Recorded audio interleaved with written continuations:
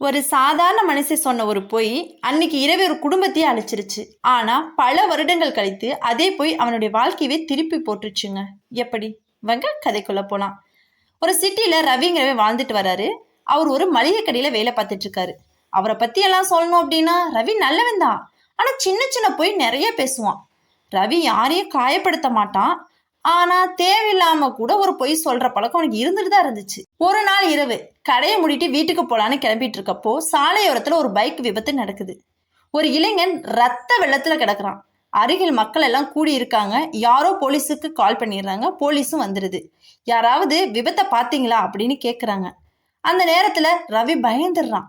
ஏன்னா அந்த விபத்தை முழுக்க பார்த்தவனே அவன் தான். ஒரு கார் வேகமா வந்தது. அந்த இளைஞனை மோதி கீழே விழுந்துட்டான். இது எல்லாத்தையுமே ரவி பார்த்துக்கிட்டு தான் இருந்தான்.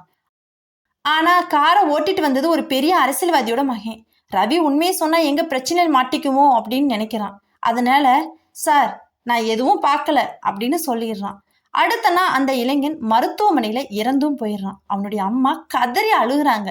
என் மகனுக்கு நீதி கிடைக்கணும். ஆனா சாட்சியுமே இல்லை. கேஸ் மெதுவா மூடப்படுது. ரவி மனச்சாட்சியில தவிக்க ஆரம்பிக்கிறான். ஆனா அது யாருக்கிட்டுமே சொல்லல. சில மாதங்கள் கழிஞ்சிருது. ரவி வாழ்க்கையில வழக்கம் போல போய்கிட்டு இருக்கு. அவருக்கு ஒரு பெண் குழந்தை, பெயர் நந்தினி. அவள் ரவியோட உயிர். ஒரு நாள் பள்ளி முடிச்சுட்டு வீட்டுக்கு வர்றப்போ நந்தினி காணாம போயிடுறான்.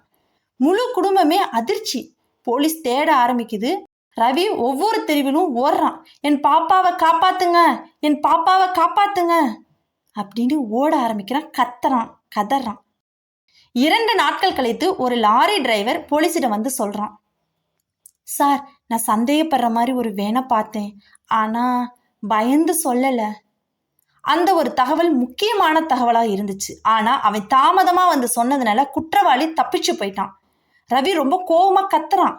நீ முன்னாடியே சொல்லியிருந்தனா என் குழந்தை கிடைச்சிருக்கும்ல. அந்த டிரைவர் தலை குனிஞ்சு சொல்றான். நான் பயந்துட்டேன் சார். அந்த வார்த்தை ரவியை மின்னல் போல தாக்குது. ஏன்னா பல வருடங்களுக்கு முன்னாடி அவரும் அதே வார்த்தையை தான் சொன்னார். நான் பயந்துட்டேன். மனச்சாட்சியின் போராட்டம். அந்த இரவு ரவிக்கு தூக்கமே இல்லை. மருத்துவமனையில அழுத அந்த அம்மா நினைவுக்கு வர்றாங்க. என் மகனுக்கு நீதி வேணும். ரவி கண்ணீர் விடுறான். அந்த காட்சி கண் முன்னாடி வருது. என்னால ஒரு உயிருக்கு நீதி கிடைக்கலையே. அடுத்த நாள் காலையில அவர் நேரா போலீஸ் ஸ்டேஷனுக்கு போறாரு. சார் பல வருடங்களுக்கு முன்பு நடந்த விபத்து கேஸு பற்றி சொல்லணும். போலீஸ் அதிர்ச்சி. ரவி எல்லா உண்மையும் சொல்றான். அரசியல்வாதியோட மகன் பெயரையும் சொல்றான். பெரிய பரபரப்பு. பல வருடங்கள் மூடியிருந்த கேஸ் மீண்டும் திறக்கப்படுது. செய்திகள்ல அதே செய்திதான். பழைய கேஸ் புதிய திருப்பம். நகரமே அதிர்ச்சி அடையுது. அரசியல்வாதி ரவியை மிரட்ட முயற்சி பண்றான். ஆனா இந்த முறை ரவி பயப்படவே இல்லை. நான் இனிமே பொய் சொல்ல மாட்டேன்.